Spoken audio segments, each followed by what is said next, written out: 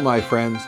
I'm back to you again on behalf of CPAC and Merkel as we think about the Thanksgiving holiday and how we uniquely in America have this holiday to thank God for all His blessings that He has showered upon us throughout our history and for all the ways in which He has preserved us and prospered us and helped us and extended His blessings to us, and as well as to our friends and allies with whom we have been able to help over the years and centuries up to the present. And in this context, I want to put in perspective what has happened with respect to the Islamic Republic of Iran.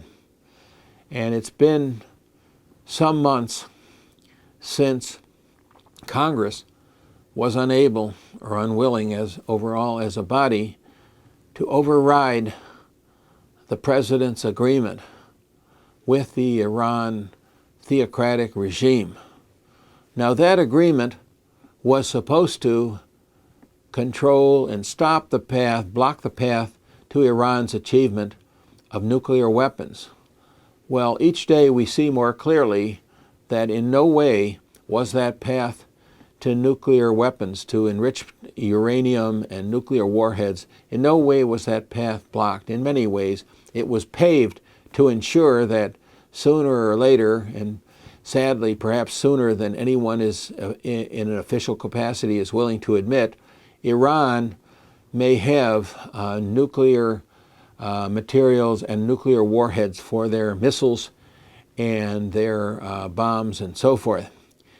And yet, although we felt very badly that we were unable to find some of the minority Democratic senators to vote against this terrible agreement and reject it, we did speak to every possible senator, everyone that we could possibly have convinced to oppose this agreement.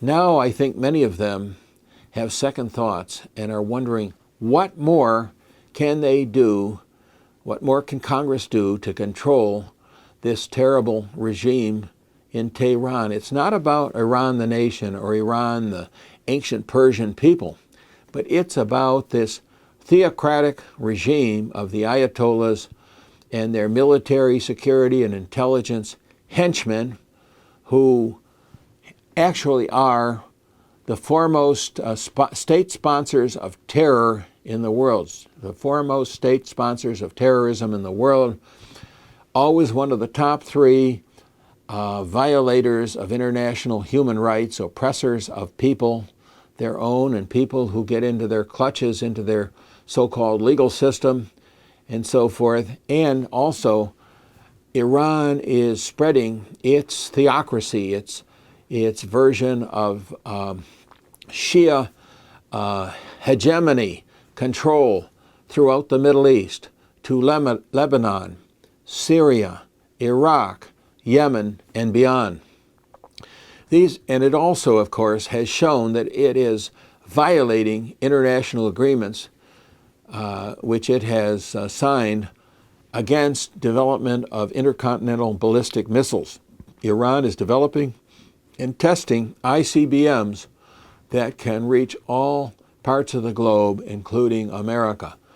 These are just illustrative of the many ways in which Iran is thumbing its nose at America and at the world and saying, regardless of anything we signed, we are going to continue to be a rogue outlaw nation.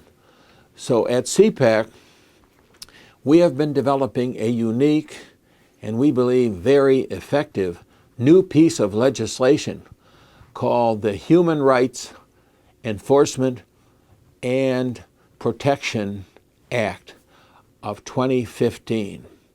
And this proposed act lays out a way in which the Congress is directing the President to seek the prosecution of the regime in Iran for all of these violations that endanger their people and endanger world peace and security. So go to our website, www.cpaconline.org, and see this quite amazing and innovative new piece of legislation, which I have developed with other experts in the fields of genocide prevention and abatement, in the field of human rights enforcement and protection, and in other such fields. And you can see how this will not only have a salutary effect in terms of bringing the Iran regime leaders to bar before the appropriate international or national courts of justice, but also lay out a process by which such gross violations of international human rights, really the incitement of genocide and perpetration of genocide, which sadly have continued. That was supposed to stop after World War II. The United Nations was created so that there would never be another Holocaust, never another perpetration of this gross and terrible incitement to genocide and genocide, the elimination of a people. And yet this has continued from Rwanda to Darfur to Syria, and this is what Iran is threatening, to the elimination of Israel and the destruction of America. These are international crimes. They must be stopped. They must be prevented, whether it's being fomented and promoted by Iran or by ISIL, or Daesh, the so-called Islamic State in the Levant, or by others. This cannot be, we cannot allow it to continue. America must take all steps possible and reasonable to prevent this, and that's what this new law is about. So I wanted to bring this exciting new initiative to you and encourage you to go to our website, send this message about the Human Rights Enforcement and Protection Act of 2015 to your senators and to your representatives in the U.S. House of Representatives, so that we might see this legislation proceed and provide a path whereby America really can lead the nations of the world in bringing an end to these terrible illegal acts by Iran and by other such nations and movements. So I thank you for this. This is a somber message. This is a sober message, but it's most important, and where we can have the best effect for America, for Israel, and for other free nations and peoples around the world.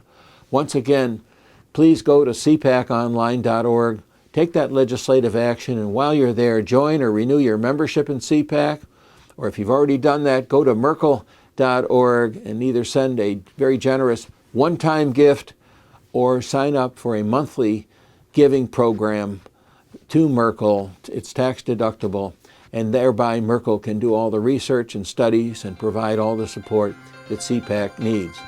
Thanks very much. God bless you, and we'll talk again next week.